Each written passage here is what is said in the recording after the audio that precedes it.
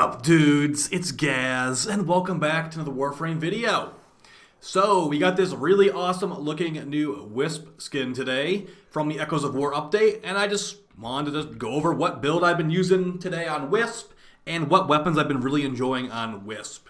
Of course, nearly every weapon in the game is good on Wisp, with the way that she buffs weapons, and, her Breach Surge gets those crazy ghosts going all over the place, and we've even subsumed Helminth Roar onto here for an even bigger damage buff.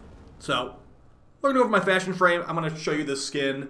And yeah, you can see the builds, I guess. It was really fun.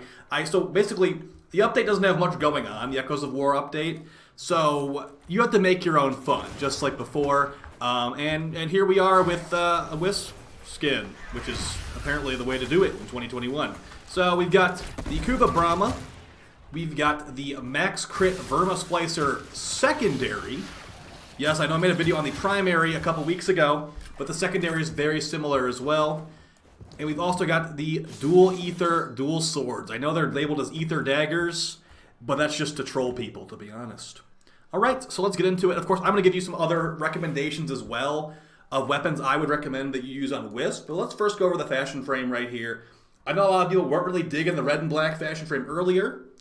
So we've got more of a bone look here, and this is an extremely awesome skin, the Wisp Psycho Rax skin by Volbjorn, who is my favorite Tenogen artist.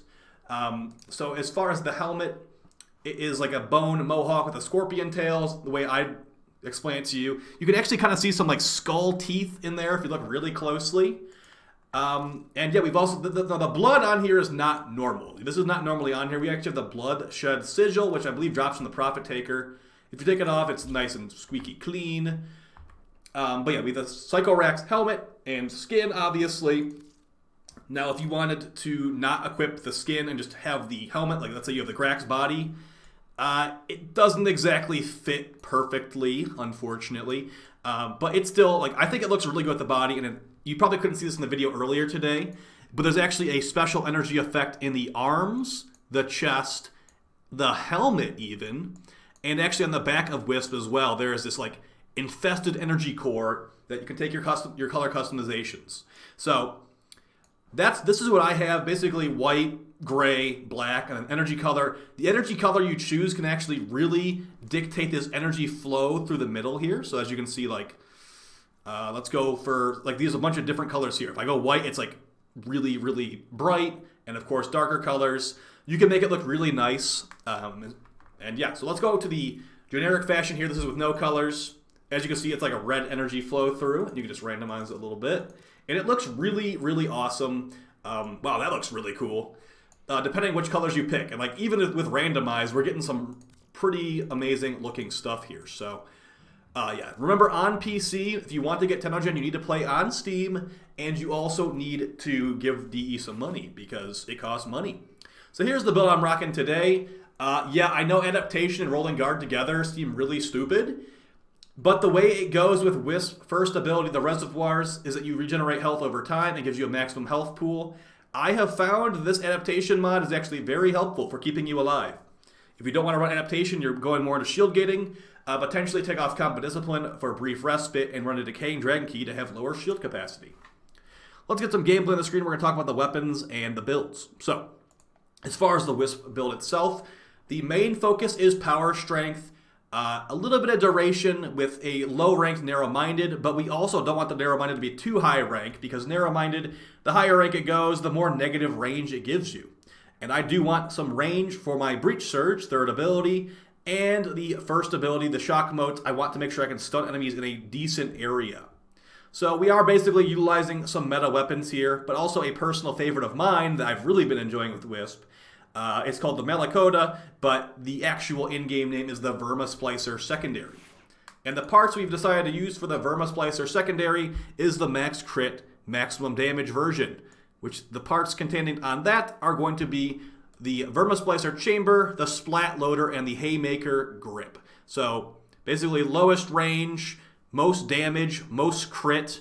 You will not be red critting like this without a Riven. This is a weapons and builds I've been using with Wisp, so we are we are holding ribbons in this gameplay footage, and that's what I'm going to be showing you in the Simulacrum.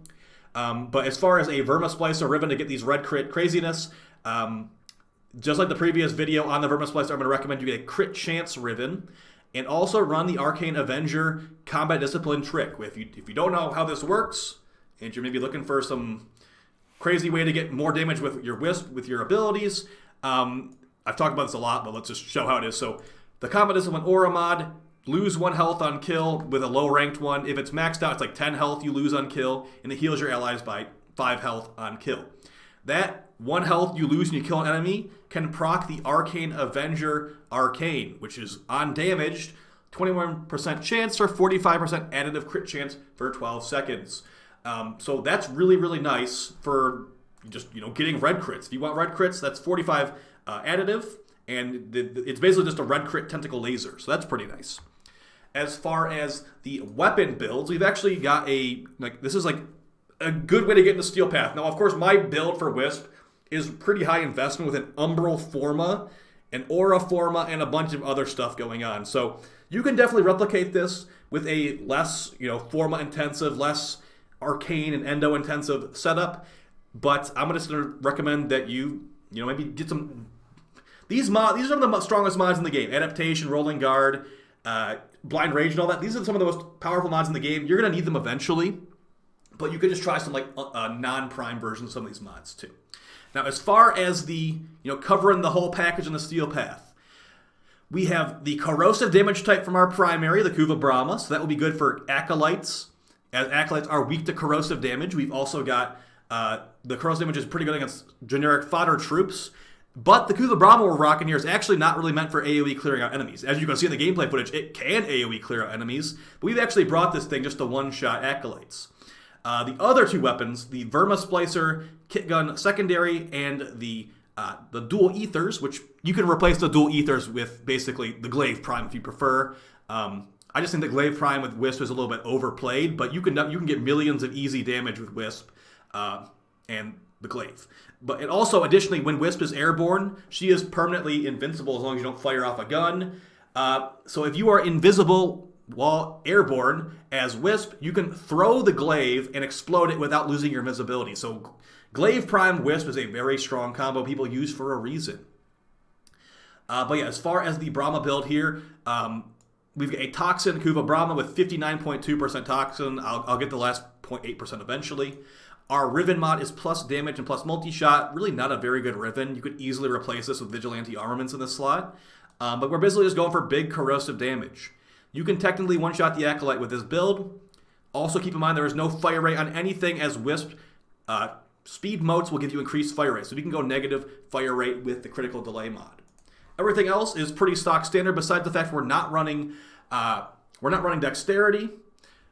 I just one-shot an Acolyte off screen, by the way. We're not running Dexterity. We're running Dexterity because this is a full loadout here. We're using our melee to get kills easily. It has slash procs that bypass enemy armor, just basically tears enemies open. If you haven't seen the Dual Ethers video I made from like over a year ago, they have really high Riven stats still. But let's just keep going. We're going to go from the top to the bottom. So our primary is meant for dealing with Acolytes.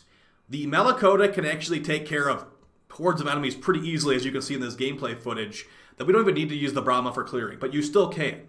Going over the Kitgun build here, it's nothing too crazy. Like I said, you are going to want a crit chance Riven to get those red crits. As you can see, 183% crit chance before Avenger is applied.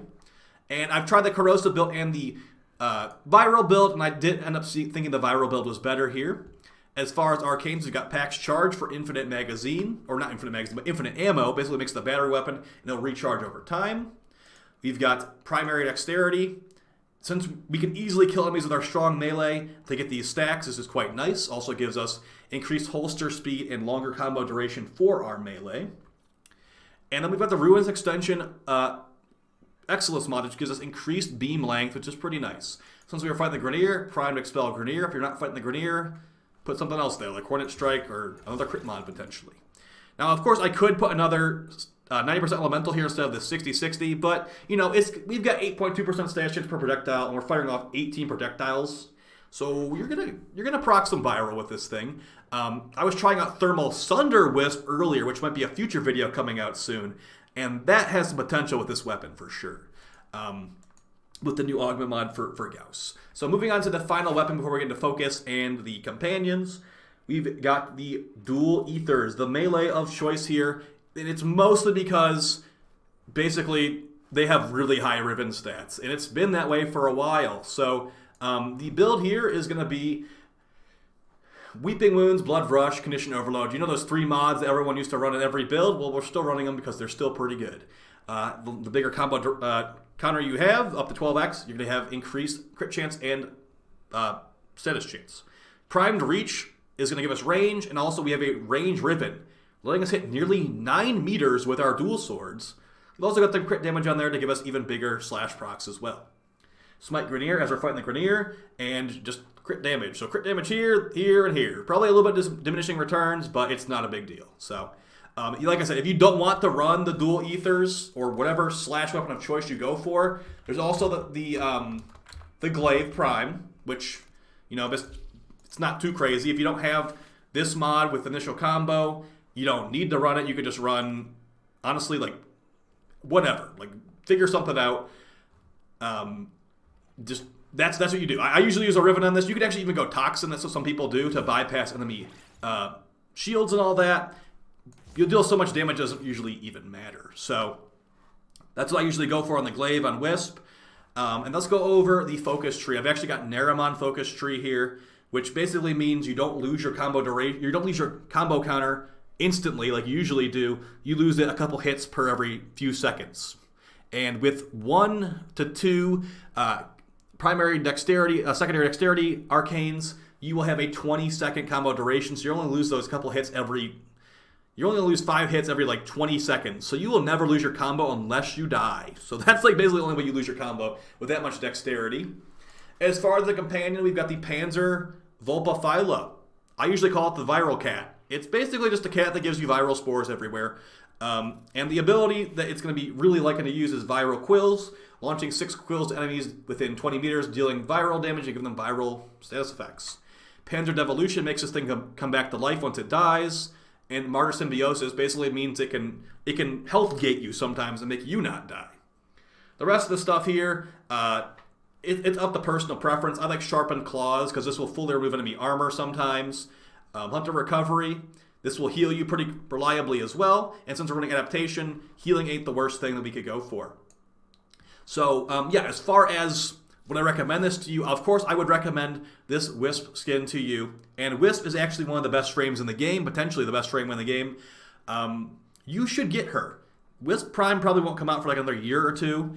So this is a frame you should have. It is a very valuable frame for squads. If we ever get any end game content like a raid or a dungeon or something like that, you can bet that Wisp will be part of that meta unless she is massively nerfed.